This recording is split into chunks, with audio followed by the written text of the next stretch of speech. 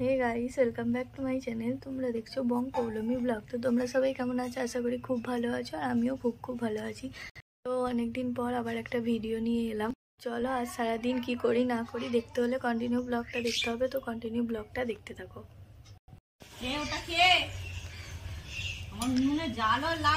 দাও টিফিন, দাও টিফিন, দাও দাও। কোথায় যাবে? টিফিন নিয়ে কোথায় যাবে? কোথায়? না আমি নিয়ে কোথায় যাবো?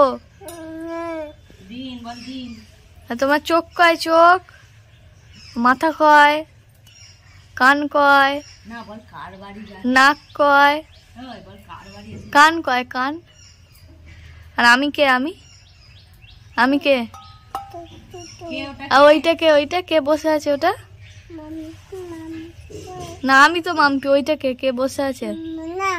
মুন্না বলছো। মুন্না ডাকছো? মুন্না বলছো। ওটা কে বসে আছে? বলছো মুন্না। ধরো, যাও দিয়ে এসো, বম্মাকে দিয়ে এসো, রেখে দাও।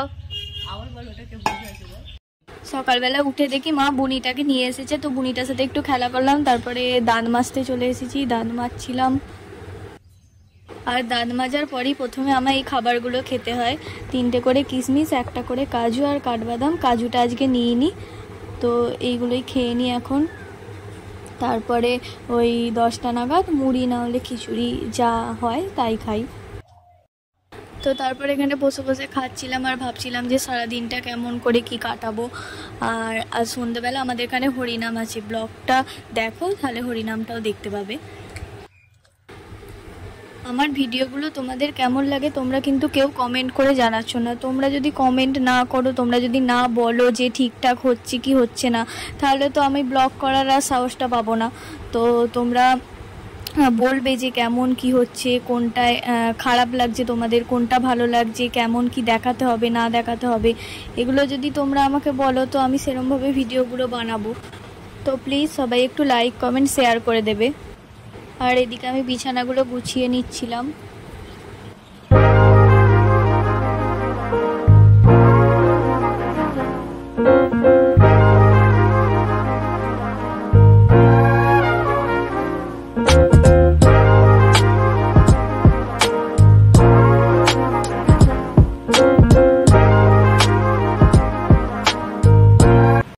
খেতে গিয়ে দেখছি চানাচুর ফুরিয়ে গেছে। তো আবার দোকান যেতে হবে। এত রোদে রোদে আর দোকান যেতে ভালো লাগছে না, যা গরম পড়েছে। তো চলো কি করব, খেতে তো হবে। তো চলো চানাচুরটা কিনে আনি।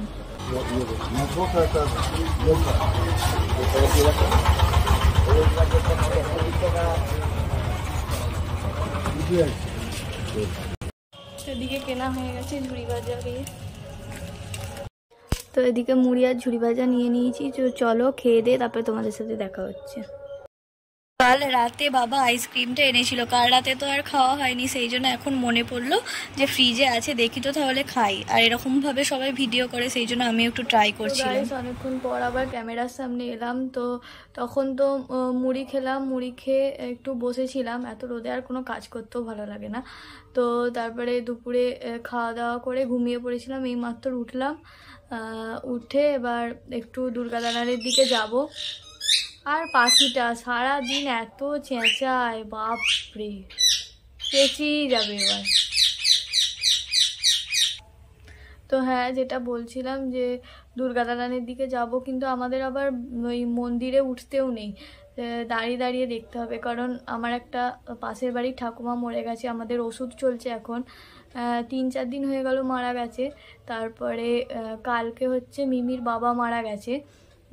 মিমিকে তো তোমরা সবাই দেখেছো। আমি যতদিন মামার বাড়ি ছিলাম ততদিনই প্রায় ভিডিওতে আমি মিমিকে দেখিয়েছি। তো ওর বাবা মারা গেছে, কালকে দেখতে যাওয়া হয়নি, মা গেছিলো। মা হচ্ছে আমাদের তো ওষুধ গা এখন বেরোতেও নেই, কোথাও বাইরে থাকতেও নেই। মা সকালবেলা গেছিলো 10টা নাগাদ, আর হচ্ছে বিকেলবেলা চলে এসেছে। তো কি করব, ভালো মানুষগুলো কি আগে নিয়ে নেয়। খুব ভালো ছিল, আমাকে গেলেই বলতো মাম্পি থাকো থাকো, অনেক কিছুই বলতো। তো তোমরা নিশ্চয়ই দেখেছো আমি টোটো করে আসছিলাম মিমির বাবার সাথে, ওটা মনে হয় তোমাদেরকে দেখিয়েছি, জানি না আমার ঠিক মনে পড়ছে কিনা। তো যাই হোক, কি আর করা যাবে। তো চলো যাই, এবার একটু মাঠের দিক থেকে ঘুরে আসি। ফুলটা নিয়ে নাও।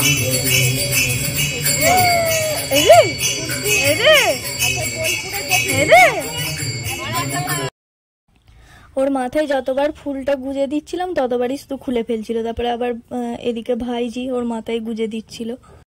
আবার ভাইজি বলছে যে তোর মাথায় তো চুল নেই, কিছু দিয়ে তো বেঁধে দিতে হবে। তো তারপর ওই 8টা 9টা নাগাদ দুর্গা দালানে গেলাম, গিয়ে তখনও শুরু হয়নি, 10টা নাগাদ শুরু হয়েছিল। তো খেয়ে দিয়েই গেছিলাম, গিয়ে এখানে মেয়ের দল উঠেছিল। মানে আমার মামার বাড়িতে যেমন মানে ছেলেরা গান করে, বেশিরভাগ মেয়েরা গান করে না, খুব কম। আর আমাদের এখানে মেয়ের দলই আনা হয়। তো এখানে গান হচ্ছিল, শুনছিলাম সবাই মিলে, আর অনেকটাই ভিড়ও হয়েছিল এখানে। আর আমার মামার বাড়িতে যেমন সন্ধেবেলা সেই রাধা কৃষ্ণ সেজে সব নাচে, যেটাকে বলে বাঁশির দল, আমাদের এখানে সন্ধেবেলা এটা হয় না। আর এখানে গান ধরেছিল যে মেনকা মাথায় দিল ঘোমটা।